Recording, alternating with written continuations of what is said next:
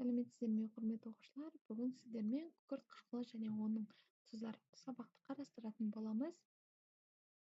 Жалпы күкірт қышқылы формуласы H2SO4 химия өнеркәсібіндегі ең маңызды және ең көп қолданылатын бейорганикалық қышқылдардың бірі. Ол көптеген химиялық реакцияларда қолданылады және тыңайтқыштар, жарылғыш заттар, бояулар, сонымен қатар дәрі-дәрмек өндірісінде маңызды рөл атқарады. Күкірт қышқылы күшті қышқыл әрі күшті тотықтырғыш қасиет көрсетеді. Жалпы күкірт қышқылының оның молекуласы тетраэдрлік құрылымға түзіледі. Бұл суретте көріп тұрғандарыңыздай, яғни күкірт атомы ортада орналасып, 4 оттек атоммен байланысады. Молекулалық формуласы H2SO4. Жалпы күкірт қышқылының ашылу тарихына келетін болсақ, ол ерте заманнан белгілі. Орта ғасырларда химиктер оны витрион майы деп атаған. Кейін француз химигі Антони Лавуазье қышқылдарының табиғатын зерттеп, күкірт қышқылының құрамын түсіндірген. Күкірт қышқылы табиғатта бос күйінде сирек кездеседі. Ол көбінесе сульфат тұздарының түрінде болады. Мысалы, гипстің құрамында, бариттің құрамында және натрий сульфатының құрамында кездеседі.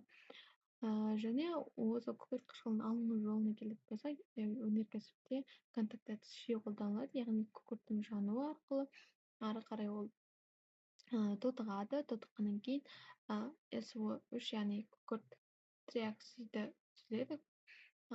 Сумен ары қарай осы түзілген оксидті сумен әрекеттесіп, осы күкірт қышқылын алады. Бұны контакт әдісі деп атайды.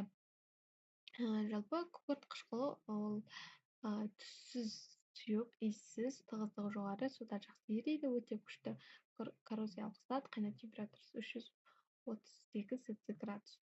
Химиялық қасиетіне келетін болса, ол металлармен әрекеттеседі, яғни сульфат түзеді. Бұл жерде мысалға мырышпен әрекеттесуі көрсетілген. Негіздермен әрекеттесіп тұз түзеді және тұзбен су түзеді, яғни бейтарап реакциясына түседі. Сонымен қатар оксидтермен де әрекеттеседі. Енді қосылыстарына келетін болсақ, жалпы натрий сульфаты, яғни бұл күкірт қышқылының тұздарына натрий сульфаты, кальций сульфаты, калий сульфаты, мыс сульфаты, осындай тұздарының, яғни сульфаттар деп аталады.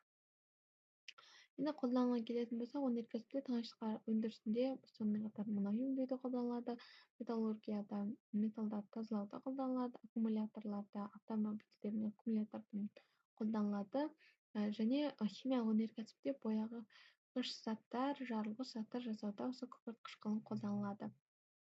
Және күкірт қышқылы туралы қызықты және тың мәліметке келетін болсақ, күкірт қышқылы әлемде ең көп өндірілетін химиялық заттардың бірі. Елдің өнеркәсіптік дамуы көбінесе күкірт қышқылының өндірісімен өлшенеді. Бұл қышқыл өте күшті сусыздандырғыш қасиет көрсетеді. Зертханада болашақта енді күкірт қышқылымен жұмыс жасаған кезде өте абай болу керек. Себебі ол өте, яғни теріге тиетін болса, ол күйдіргіш болып келеді. Яғни оған қорғаныс көзілдірік кию керек, қолғап кию керек, теріге тигізбеу керек және қышқылды суға қосу керек. Яғни керісінше суды қышқылға қоспайды. Қышқылды суға қосу керек. Енді күкірт қышқылының болашағына келетін болсақ, ол химия өнеркәсібінде, осы тыңайтқыштар өндірісінде, энергетикада, жаңа материал өндіруде өте маңызды. Бұл қышқылы өте көп салада қолданылысқа ие. Сондықтан оны білу маңызды. Жалпы бүгінгі сабақ туралы сұрақтарыңыз болса, астына жазып өтіңіздер, және де сілтемеде берілген тест тапсырмаларды орындауды ұмытпаңыздар. Назарларыңызға рахмет.